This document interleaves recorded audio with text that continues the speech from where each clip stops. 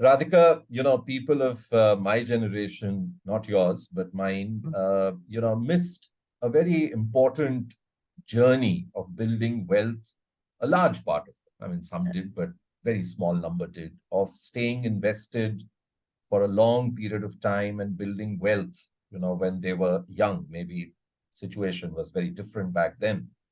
But today's 23, 24-year-old, uh, what would you tell her for the next 15, 20 years? I'm not asking for any levels here, but I'm asking more from an equity standpoint. And since you've had tremendous exposure to more developed markets as well, you worked in your early years in the US.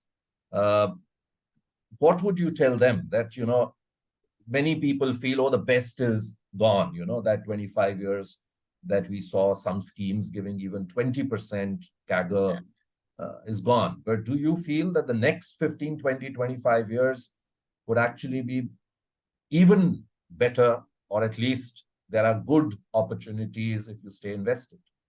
Oh, Vivek, I mean, my single-handed answer to this is this generation is so lucky.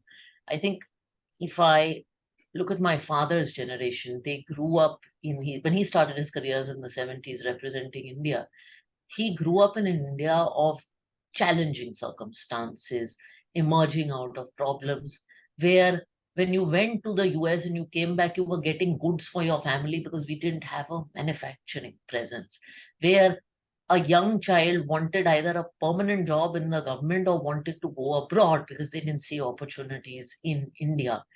To my generation, when the private sector opened up, we wanted, good jobs, money, but we still didn't grow up in an abundant India. My 1-year-old today is going to grow up in an abundant India.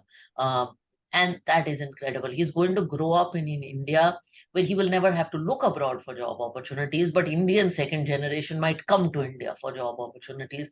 He is going to grow up in an India where forget manufacturing and small needs and all. What we'll make in India, we might be exporting defense equipment to the rest of the world.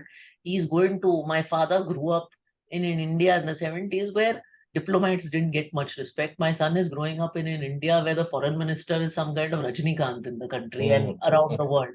So I think this generation is very lucky. And all these little tidbits I'm telling you will translate into the economy and into the market. So I think the best is genuinely yet to come. And the great thing for investors about India is not a single story, so you don't have to worry about doing very exotic things to make money. You can just invest in India, the top 250, 500 companies in India across sectors, because you will see growth across sectors.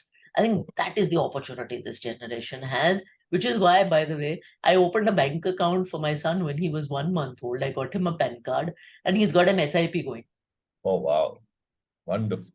Excellent.